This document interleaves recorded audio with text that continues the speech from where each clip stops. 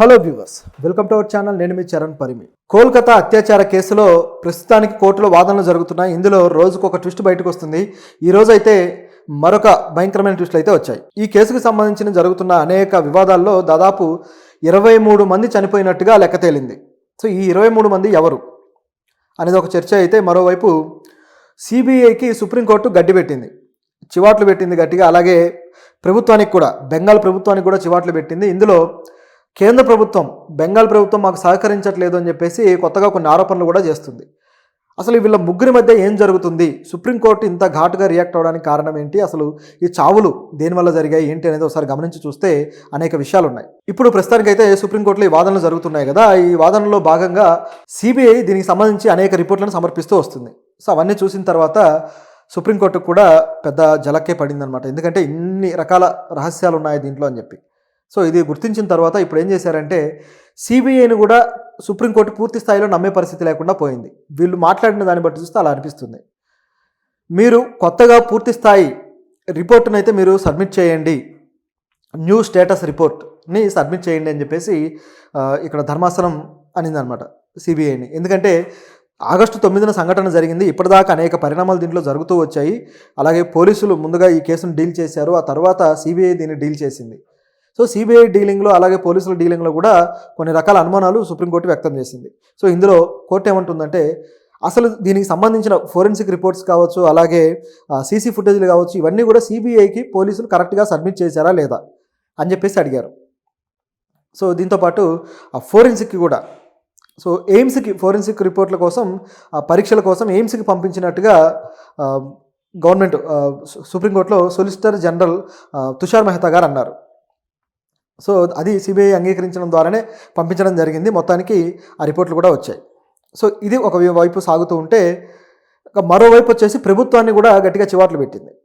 So ఏమన్నారంటే, ఈ విషయంలో ప్రభుత్వం చాలా నిర్లక్ష్యంగా వ్యవహరించింది, ప్రభుత్వం పారదర్శకంగా లేదు అని చెప్పేసి విమర్శిస్తూ, ముఖ్యంగా ఈ కోర్టు ఏదైతే ఈ పోలీసుల మీద డౌట్ పడిందో ఆ డౌట్ కూడా ప్రభుత్వం వల్లనే ఏర్పడ్డట్టుగా ఈ కోర్టు వ్యాఖ్యానాలు చూస్తే కనిపిస్తుంది. ఎందుకంటే ఈ విషయంలో మంత్రులు, టీఎంసీ మంత్రులు కావచ్చు, టీఎంసీ ప్రభుత్వం కావచ్చు, మాకు సరిగా సహకరించలేదు అని చెప్పేసి కేంద్ర ప్రభుత్వం నుంచి ఒకరు అన్నారనమాట.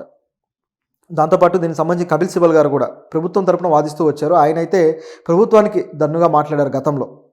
అయితే అప్పుడు సమర్పించిన ఏవైతే రిపోర్ట్ ఉంటుందో ఆ రిపోర్ట్ని ఇప్పుడు కోర్టు అంగీకరించట్లేదు. గతంలో అయితే డివై చంద్రచూడ్ గారి నేతృత్వంలో ఉన్న ధర్మాసనంకి ఆ రిపోర్ట్ అయితే సమర్పించారు. అయితే ఇప్పుడు ఏం చేశారంటే, ఇది మాకు అనుమానాస్పదంగా ఉంది, ఇంకా రిపోర్ట్ కావాలి అని చెప్పేసి కొత్త రిపోర్ట్ కోసం వీళ్ళు డిమాండ్ అయితే చేయడం జరిగింది. ఇదిలా ఉంటే సిబిఐ సరిగ్గా దర్యాప్తు చేస్తుందా లేదా అని చెప్పేసి వాళ్ళ మీద కాస్త గట్టిగానే వ్యాఖ్యానించారు. ఎందుకంటే సిబిఐ అనేది సెంట్రల్ గవర్నమెంట్ ఆధీనంలో ఉంది, అలాగే స్టేట్ పోలీస్ వచ్చేసి స్టేట్ ఆధీనంలో ఉంది. ఇప్పుడు వీళ్ళ మధ్య సరిగా ప్రభుత్వాలు మధ్య ఉన్న వైరాన్ని వీళ్ళలోకి తీసుకొచ్చేసి ఈ వ్యవస్థను ఉపయోగిస్తున్నారనే అనుమానం అయితే కోర్టుకుంది. కాబట్టి ఈ విధంగా అనడం జరిగింది. దీంతోపాటు ఇక ఇప్పటిదాకా జరిగిన అల్లర్లు, ఆందోళనలు ఇవన్నీ కూడా పరిగణలోకి తీసుకున్నాక చాలామంది డాక్టర్లు, జూనియర్ డాక్టర్లు కూడా ధర్నాలు చేస్తూ వచ్చారు. ఈ ధర్నాలు చేస్తున్న క్రమంలో దాదాపు పేషెంట్లు, అంటే వీళ్ళు విధులు ఎగ్గొట్టి ధర్నాలు చేస్తున్నారు కదా, సో దానివల్ల పేషెంట్లు 23 మంది చనిపోయారు, ట్రీట్మెంట్ లేక, సరైన సమయంలో ట్రీట్మెంట్ వీళ్ళకి అందక చనిపోయారు అని చెప్పేసి కోర్టుకి ప్రభుత్వం తరపు లాయర్లు సమర్పించారు. అది చూసిన తర్వాత కోర్టు ఏం చేసిందంటే మరికొన్ని నిర్ణయాలు అయితే పాస్ చేసింది. ఇప్పుడు ఎవరైతే విధుల్లో లేరో, ఎవరైతే డాక్టర్లు ధర్నాలు చేస్తున్నారో వీళ్ళందరినీ కూడా విధుల్లోకి తీసుకోండి, ప్రభుత్వం ఇటువంటి ఆదేశాలు అయితే వాళ్ళకి ఇవ్వాలి. తీసుకున్న తర్వాత వాళ్ళ మీద ఎటువంటి చర్యలు కానీ, ఎటువంటి క్రమశిక్షణ చర్యలు లేకపోతే శిక్షలు విధించడానికి వీల్లేదు అని చెప్పేసి కోర్టు చెప్పింది. ఎందుకంటే వాళ్ళు ప్రజలకు సంబంధించి ఒక మహిళ ఈ విధంగా జూనియర్ డాక్టర్ అత్యాచారానికి గురైతే దానికి సంబంధించి పోరాడుతున్నారు. వాళ్ళ మీద యాక్షన్లు తీసుకుంటా అంటే అది ప్రమాదకరంగా మారుతుంది, సరైనది కూడా కాదు. కాబట్టి యాక్షన్ తీసుకోవద్దని చెప్పేసి కోర్టు చెప్పింది. దీంతోపాటు ఒకవేళ ఎవరైనా విధుల్లోకి రాకపోతే ఖచ్చితంగా రావాలన్న నిబంధనను పెట్టండి, బలవంతంగా అయినా తీసుకోవాల్సిందే అని చెప్పేసి ఆ విధంగా కూడా కోర్టు చెప్పడం జరిగింది. ఇది ఇందులో జరుగుతున్న విషయాలు. ఈ వాదనల్లో కేంద్ర ప్రభుత్వం కూడా ఇన్వాల్వ్ అయింది. కాబట్టి కేంద్ర ప్రభుత్వం ఏమంటుందంటే, ఈ హాస్పిటల్, ఆర్జికర్ హాస్పిటల్కి సంబంధించి మహిళల CISFలు దాదాపు 3 ఉన్నాయి, అంటే మహిళల విభాగానికి సంబంధించి వస్తువులు కల్పించే ఇది. అయితే వీటికి కేవలం ఒకదానికి మాత్రమే వస్తువులు కల్పించారు, మిగతా వాటికి కల్పించలేదు అని చెప్పేసి కేంద్ర ప్రభుత్వం చెప్పింది కోర్టుకి. దాంతో కోర్టు గవర్నమెంట్ మీద సీరియస్ అయింది. పశ్చిమ బెంగాల్ గవర్నమెంట్ మీద. దాంతో పశ్చిమ బెంగాల్ కూడా లేదు, మేము తర్వాత అవి వాళ్ళకు సమకూర్చాము, మూడింటికి కూడా 3 CISFకి సమర్పించామని చెప్పారు. అయితే దానికి మళ్ళీ కేంద్ర ప్రభుత్వం వివరణ ఏంటంటే దాదాపు 18 రోజుల తర్వాత వీళ్ళది మొత్తం వస్తువులన్నీ కేటాయించడం జరిగింది అని చెప్పేసి కేంద్ర ప్రభుత్వం అంది. సో ఇక్కడ కోర్టులో కేంద్ర ప్రభుత్వం అలాగే వెస్ట్ బెంగాల్ ప్రభుత్వం రెండు కూడా ఒక విధంగా వాదులాడుకుంటున్నాయి అన్నమాట. ఒకరినొకరు దూషించుకుంటూ ఒకరి మీద ఒకరు అపనమ్మకంతో సాగుతుంది ఇది. సో ఈ పద్ధతిలో ఈ కోర్టులో వివాదాలు అయితే నడుస్తూ ఉన్నాయి.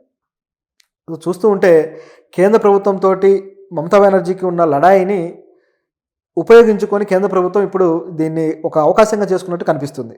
ఎందుకంటే కోర్టులో వీళ్ళు వినిపించే వాదనలు చూస్తే అలాగే ఉన్నాయి. ఈ కేసు ఏదైతే ఉందో ఈ కేసును వీళ్ళు అడ్డుగా పెట్టుకొని, అదేవిధంగా మమతా బెనర్జీ గారు ఈ కేసును ఏదో విధంగా CBI లేకపోతే కేంద్ర ప్రభుత్వం తప్పుగా చూపించడానికి ఆవిడ చేసే ప్రయత్నాలు ఆవిడ చేస్తున్నారు.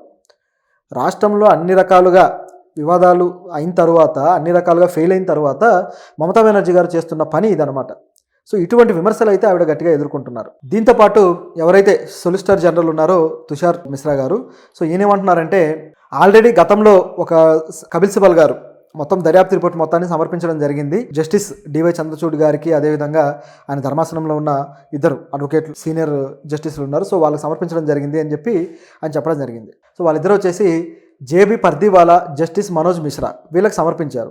అయితే ప్రభుత్వం ఇప్పుడున్న ధర్మాసనం అయితే అటువంటిది ఏమీ జరగలేదు కదా అని అడిగితే లేదు, సీల్డ్ కవర్లో సమర్పించారు అని చెప్పేసి అన్నారు. సో అప్పుడు వీళ్ళిద్దరు కూడా JB పర్దీవాలా గారు అలాగే వినోద్ మిశ్రా గారు వీళ్ళు దాన్ని పరిశీలించినట్టుగా, దాంట్లో కొన్ని విషయాలు తెలిసినట్టుగా వెల్లడించడం జరిగింది ధర్మాసనం. అయితే అవి సరిపోవు, కొత్తగా మళ్ళీ మరో రిపోర్ట్ మీరు ఇవ్వండి అని చెప్పేసి ఇప్పుడు మళ్ళీ డిమాండ్ చేస్తున్నారు. సో దాంతో కొత్త రిపోర్ట్ తయారు చేయడానికి CBI ఇప్పుడు మళ్ళీ గులాలు పడబోతుంది. ఇదంతా ఒకవైపు అవుతుంది. అలాగే ఫోరెన్సిక్ ఏదైతే ఎయిమ్స్కి పంపించారో అది వచ్చిన తర్వాత మరికొన్ని విషయాలను కూడా దీంట్లో పంచుకోవడం జరిగింది. సొలిసిటర్ జనరల్ గారు ఆయన ఏమన్నారంటే ఈవిడ హత్యకు గురైంది అంటే ఈవిడ చనిపోయింది అని చెప్పేసి ఆవిడ మృతదేహం మాకు కూడా 9:30కు వెలుగులోకి వచ్చింది. సో అప్పటికే అక్కడ ఉన్న ఆధారాలను బట్టి చూస్తే ఆవిడ జీన్స్ని తొలగించడం, అలాగే లోదుస్తుల్ని తొలగించడం, ఆవిడ అర్ధనగ్నంగా ఉంది, అలాగే శరీరం మీద కొన్ని గాయాలు కూడా ఉన్నాయి, ఇదంతా కూడా ఫోరెన్సిక్ రిపోర్ట్లో మెన్షన్ చేస్తున్నారు అని చెప్పేసి ఆయన చెప్పడం జరిగింది. సో ఈ విధంగా ప్రభుత్వము అలాగే